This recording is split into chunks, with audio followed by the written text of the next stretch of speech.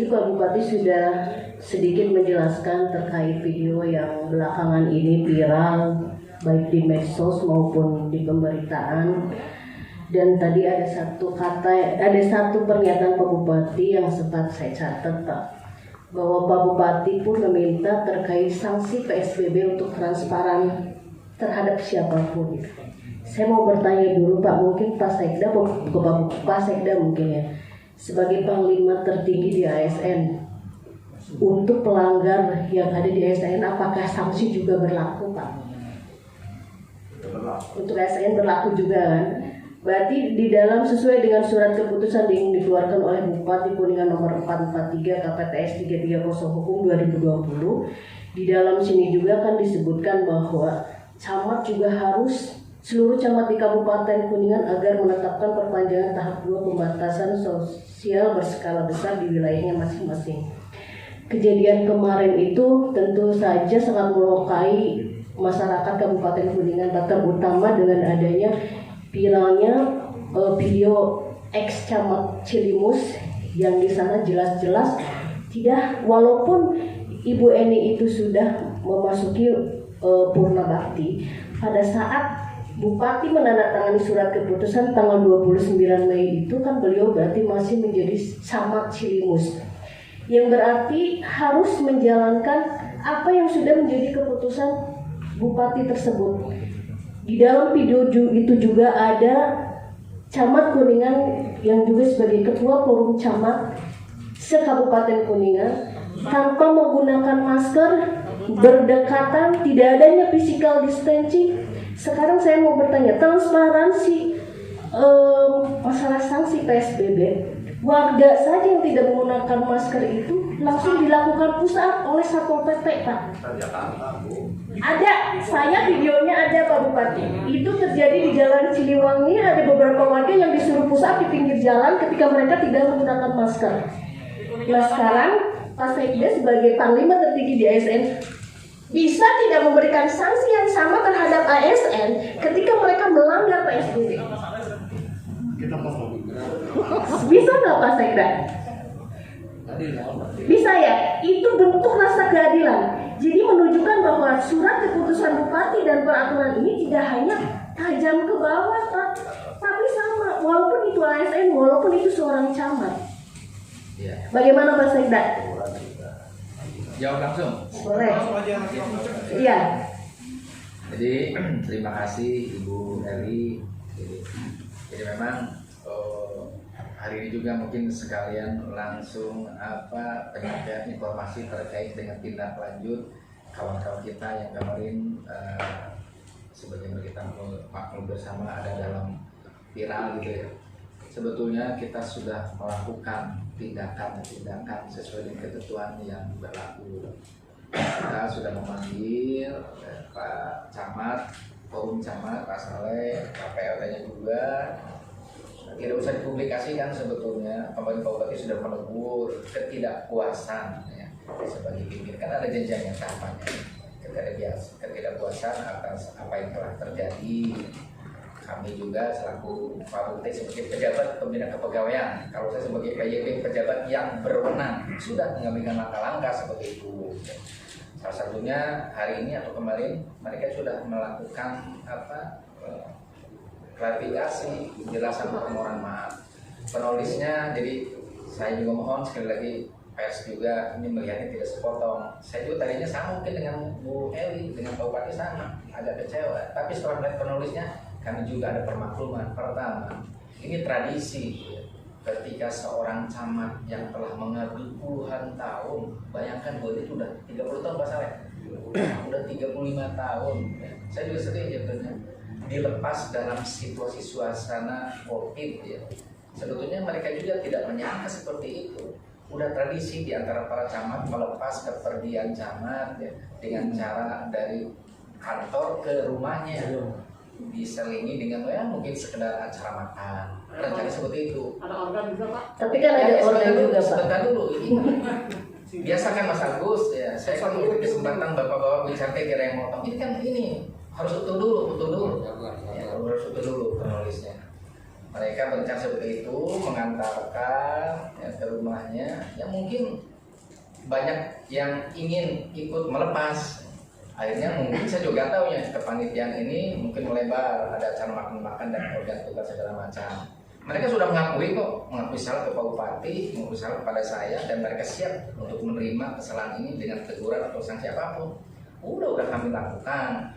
Malah saya juga kemarin kalau perlu bikin suatu pernyataan permohonan maaf ke masyarakat. Mereka sudah melakukan. Ya Pak, ya rekaman ini sudah saya terima, malah ini pun akan dikirakan ke Taman PS. Saya juga sudah menginstruksikan BKPSDM mengambil tindakan sesuai dengan ketentuan yang berlaku.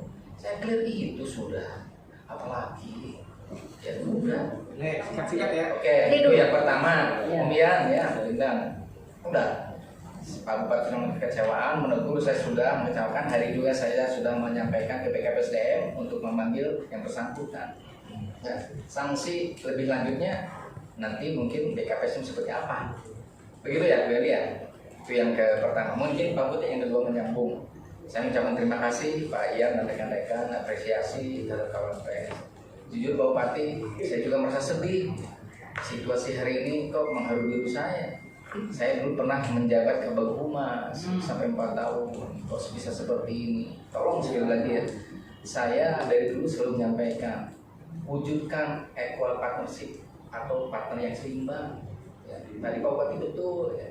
Kami jujur memerlukan Bapak Ibu sekalian pers ini untuk menyampaikan segala kebijakan, ya, segala pelayanan publik. Karena kalau kami yang menyampaikan sulit, ada keterbatasan. Itu ya perlu diingat, kami sangat membutuhkan. Saya sering diskusi dengan kawan dulu terakhir di PWI ya. Ada konsep pentahelix di mana pemerintah itu tidak akan pernah maksimal kalau tanpa melibatkan kawan pers. Tapi jujur, teman pers juga tadi saya agak sedih, mungkin Om Iwan, Kang Ian yang tadi kata Pak Bupati jangan terlalu juga tendensius, prejudice apa ya Pak? Karena memang semua juga harus berimbang, harus seimbang. Oke, saya akui mungkin tadi Kang Amar, Kang Nanang semua juga ada semacam sumbatan. Oke lah, ini sebagai bahan koreksi bagi kita. Makanya saya pernah nyampaikan ke Pak Teddy, Pak Teddy kalau bisa tradisi yang baik kenapa kita tidak teruskan misalnya silaturahmi per 3 bulan sebagai sumbatan komunikasi informasi di antara pemerintah daerah dan kawan-kawan pers ini terjadi dengan baik. Insya Allah saya tadi melihat itikat baik Pak Bupati untuk melanjutkan hubungan kita yang baik ini. Insya Allah.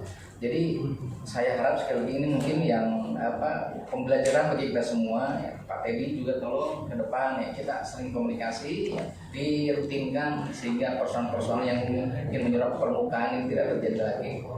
Intinya saya ingin menegaskan kembali Bu Eli, Pak Ahmad, tadi Bu Nunung. Ya, saya memahami lah kaitan dengan transparansi dan sebagainya. Tapi mungkin kalau teman pers punya etika birokrasi, etika pers, kita juga punya etika birokrasi, kita juga punya ketentuan, punya aturan yang melingkupinya.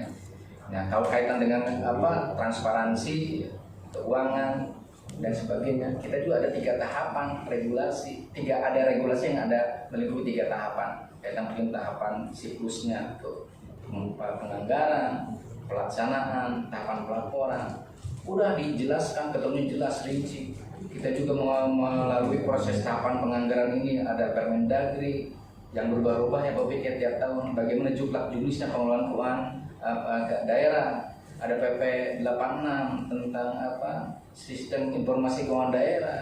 Di siklus tahapan pelaksanaannya ada PP 13 kaitan dengan pengelolaan barang dan jasa dan sebagainya, lengkap sudah.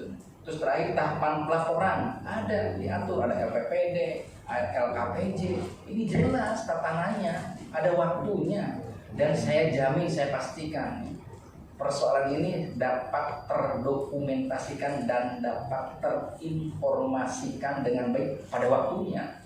Itu seperti tadi malam saya mau lagi Pak Bupati dengan Popik sampai jam berapa? Jam 1, jam 12 malam. Prosesnya seperti sama, ini dalam transparansi. Pergeseran punten saya sampaikan bujang-bujang pers dewan juga kita juga tergagap-gagap, aturannya berubah-ubah kencang. Saya lihat Popik dengan timnya TAPD siang malam karena aturannya memang luar biasa Mas Mbak Kang Teteh, luar biasa. Dan ini semua pemerintah daerah tidak hanya Kuningan, dari Sabang sampai Merauke tergagap-gagap kaitan dengan pelayanan, kaitan penganggaran, kaitan dengan bansos sama. Tapi itu pun kami tetap menerima segala masukan dari Kang Amar dan sebagainya. Terakhir, kaitan dengan data sama juga. Ini data juga tergagap-gagap semua. Saya sering komunikasi dengan Sekdas di Indonesia. Sama, tidak ada yang sempurna. Apalagi data ini memang data yang memang belum dimodifikasi atau belum diupdate. Terakhir pun tahun 2015. Ya wajar. Dan kami juga tidak menerima. Saya tahu persis lah, Pak Bupati juga stres kemarin memanggil kita siang malam untuk updating data, penyelesaian data. Tapi itulah, tidak ada yang sempurna, tidak ada gagal. Pasti ada kekurangan, pasti ada kelemahan. Mohon bantuan dengan kawan semua untuk penyempurnaan bansos ini. Itu saja barangkali. Terima kasih. Mungkin Pak Bupati ya, saya juga menekankan. Pertama, saya sudah melakukan tindakan seperlunya terhadap kejadian ASN kemarin. Kedua, saya mohon sekali lagi ya, sinergitas di antara kita terus terjalin. Tanpa bantuan kawan pers, Pemda tidak akan pernah maksimal. Catat itu. Dan kami juga berharap teman pers memahami kami. Ada kalanya mungkin ya, saya juga kadang nelpon WA telat ngajak wajar dan kami dihilang hampura gitu lah. Kang Nanang tadi baru nge-SMS saya ke sidang di Dewan Kang Amar nelpon berhenti 3 hari ke belakang baru saya jauh dari malam. Nah, ini cerita bau tengah orang sekarang manusia ya kapok ke hampura. Terakhir kaitan dengan transparansi, insya Allah kami melakukan standar prosedur sesuai dengan aturan yang ditetapkan. Saya barangkali Pak Bupati sebagai tambahnya, mudah-mudahan tetap terjalin kekompakan kebersamaan Kang Ian ya. Saya terima kasih Kang Ian ini dapat menghimpun kawan pers ya. Saya bahagia hari ini. Mudah-mudahan ke depan Kang Dedi bisa memaksimalkan bahwa teman-teman pers juga ternyata ingin membangun Kuningan cara yang lebih baik. Saya terima kasih. Pak Sekda, berarti kalau seandainya masyarakat di masa PSBB tahap kedua ini ada yang melaksanakan disebut tradisi ataupun spontanitas, berarti diperbolehkan ya, nggak apa-apa ya? Apa? Tadi kan Pak Sekda bilang berbicara kronologis kejadian video kemarin itu kan karena itu tradisi. Harusnya kan para pejabat publik juga mengerti bahwa kita dalam kondisi seperti ini dalam masa PSBB. Tradisi itu sebenarnya kan bisa saja dihilangkan.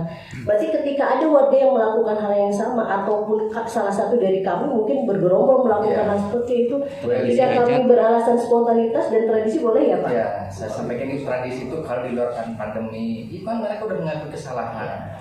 Perlu Bu Eli ketahui, mereka juga tidak ada izin ke bupati ke saya dan itu sudah mengakui sudah. Terus permintaan maaf akan ditujukan kepada siapa nanti itu Pak? Nanti silakan, nanti kalau saya lihat ini sudah ada. Gak apa-apa Mas, saya sampaikan. Gak apa-apa. Nah iya, sampaikan aja di sini Pak Sekda. Iya, siap. Assalamualaikum warahmatullahi wabarakatuh. Pada kesempatan ini perkenalan kami ini Pak, atau Mas ini aja yang menyampaikan. Nanti aja dulu nanti aja ya. Udahlah jangan ini ya. Ya ini. Udahlah jangan Kasihan ya. Ya, oke mereka sudah menambahkan. Langsung yang menambahkan boleh nggak ini? Waktu. Ya. Pak Oman duluan ya. Izin Pak Bupati, mohon maaf sebelumnya. Assalamualaikum warahmatullahi wabarakatuh. Intinya saya selaku pers sedih ketika kondisi Pak Bupati bisa dikatakan tidak ada ketegasan sama sekali, yang muncul hanyalah bully dan semua tuduhan yang ada di masyarakat ini mengarahnya ke Pak Bupati semua. Padahal ketika adanya keterbukaan informasi, tidak ada ketersumbutan informasi, semua isu-isu negatif untuk Pak Bupati semua bisa disterilkan. Termasuk terkait ketegasan PSBB sendiri, kita masih melihat masih banyak masyarakat sekarang sudah melupakan protokol COVID, tidak menggunakan masker. Banyak anak-anak sekarang yang katanya sedang libur sekolah sekarang malah bergelombor di jalan-jalan tanpa menggunakan masker.